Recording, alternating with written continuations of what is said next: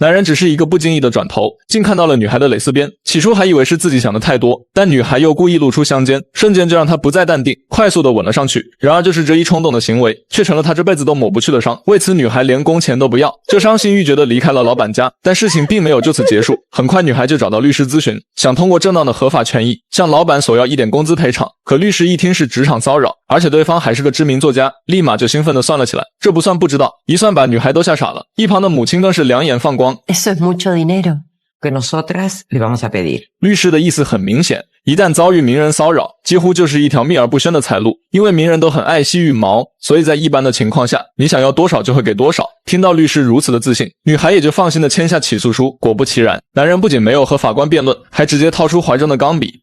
¿Cuánto piden? Bueno, incluyendo los gastos legales, 1.862.000 pesos. Pero es una cifra de referencia.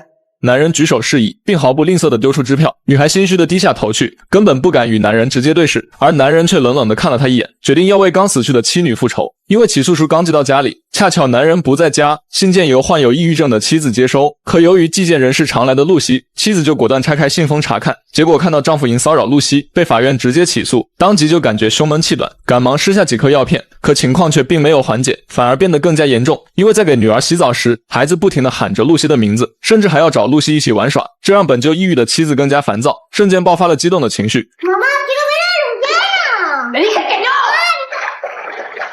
将女儿按死在了浴缸。事后妻子意识犯下了大错，便拿出一整瓶安眠药，倒出所有药丸，选择了自杀。等男人晚上回到家，便看见了躺在床上的妻子，还有他手上的药瓶。本想着打电话呼叫救护车，却看见了床头柜上的起诉书，瞬间就让他明白妻子是受起诉书的刺激发病。等他想起寻找女儿时，发现女儿躺在了浴缸，等捞出也是一具冰冷的尸体，这让他对露西的恨到达了顶峰。可奇怪的是，男人不仅没有因妻女的死而悲伤，反而是全心全力地投进工作。同时在一次电视采访中，他告诉主持人自己遇到了一位灵感女神，给了他创作悬疑小说的思路。当他面对镜头侃侃而谈时，看电视的露西却听得毛骨悚然。而所谓的悬疑小说，不就是专门研究如何杀人吗？他把这事告诉了爸爸，可爸爸却让他不要杞人忧天，即使小说里面杀得再疯，也不会转移到现实的生活中。于是露西便打消了疑虑，跟着家人一同去海边游玩。但随后露西就在沙滩小店中看见了男人的身影，这把露西吓得一激灵。可再一回头，男人却突然不见了。露西感觉这不是巧合，赶忙把经过告诉了家人，然而妈妈却让她把心放下。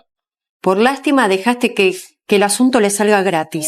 同时还催促露西赶紧把那张高额支票兑现，用以补贴家里的开支。然而大家都不关乎钱的来历，只在乎钱要赶紧拿来花。可不久后，二哥却突然发生意外，直接死在了沙滩上。还不等露西悲伤，却看见了男人也在人群中，并用阴险的目光看着她。露西瞬间明白是男人害死了二哥，可等她再一次抬头，却发现男人消失不见。想到二哥因自己而死，露西感到万分的自责，于是给男人写了一封信，恳求他的谅解和宽恕。可还没等到回信，他却接到了家里的紧急来电，说父母刚吃了几个蘑菇，就双双中毒进了医院。等露西赶到医院时，大哥就说爸爸已经去世，只剩妈妈还在急诊室抢救。露西立马想到在男人家工作时，他就告诉过男人哪一种蘑菇是有毒，想必这也是男人的报复。 Se está vengando. Luciana, Mi amor, cálmate. perdón. Ahora no es el momento, por favor, calmate. 然而惨案却并未停止，他的大哥深夜开车回家，却被一个人直接抓了出来。对方是个彪形大汉，凶猛地朝着大哥挥拳，并把一张纸塞入他的口中，然后掏出铁链绑在手上，直接把大哥打得血肉模糊。等警察赶来时，他已经彻底的咽气，而那个大汉却是个囚犯，因杀人被判入狱25年，本来是在监狱里服刑，却在几天前收到一封信件，说他妻子与大哥有一腿，于是越狱出来复仇。如此疯狂的行为，如果没有人指点和洗脑，大汉根本就不可能完成。这再一次让露西感觉，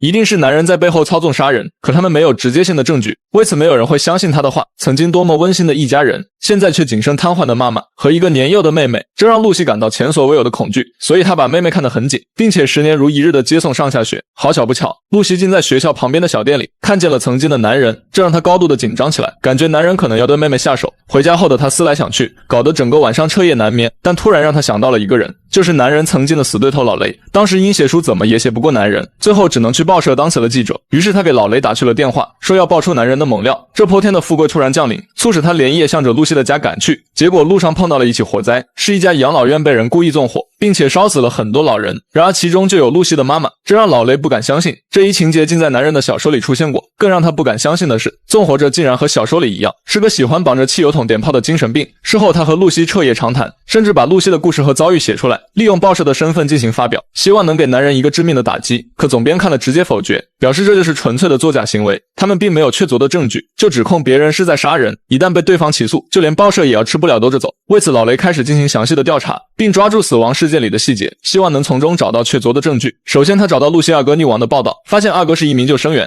在事发的当天，海上突然刮起了巨大的风浪，而二哥却看见有人溺水，就立马前去救援，结果自己却不幸遇难。但作为关键的证人，那个溺水者却始终都没有露面，所以二哥只能被认定为工伤。而露西父母吃的毒蘑菇则是附近常见的一种野生菌，样子更是像普通的香菇。同时邻居也可以证明，露西父母每年都要来采摘一些，并且从来都没发生过意外，照理不会被毒到一死一瘫痪。可由于他们当时没有验尸，并且两个当事人都已经死去，所以就成了一桩悬案。至于那个打死大哥的犯人，唯一能与男人有关系的，就是曾拜读过他的悬疑小说，但这也无法作为证据。然而巧合的是，当时养老院纵火的精神患者包里藏着同样一本悬疑小说，可4起惨案都与男人没有直接关系，这让老雷直接犯了难。本想着借此机会扳倒男人，如今却没有任何证据。难道露西就是个天煞孤星，竟在10年内连死4个家人？而这种玄学或许也只存在于东方。于是老雷心一横，直接前往男人的家里拜访，并将露西的爆料拿给他看。而男人看后却神色平静，并且毫不掩饰对露西的厌恶。同时他还郑重地说明，毒蘑菇和囚犯事件他都有不在场的真实证明。至于他二哥溺亡的当天，他恰巧在那里度假，听说有人淹死才上前查看，得知是露西二哥后，他便想到了自己妻女的悲剧。因为妻子曾经是个芭蕾舞演员，遭遇车祸伤到了骨头，由于再也上不了舞台，便陷入了抑郁难以自拔，促使男人不得不边照顾妻子，还要负责孩子的起居。虽然妻子的病情渐渐好转，但是情绪还是十分敏感，受到一点刺激就会全面爆发，而男人一直小心翼翼地维持平衡。结果那天收到露西的起诉，导致妻子瞬间爆发，不仅害死了5岁的女儿，还导致他选择了自杀。同时男人也毫不避讳地承认，那天确实对露西见色起意，但他却表示露西也不是什么好人，于是便拿出露西写给他的信，虽然里面写满了道歉与自责，但在男人看来，那些只不过是文字堆砌的虚伪，毕竟满纸上都写的道歉，却心安理得地花着186万赔偿金。对露西来说10年如白驹过隙，可男人却是度日如年。这看似富丽堂皇的房子，却是一座巨大的冷宫，并且里面还有个10秒的监狱，关着他那可爱的女儿。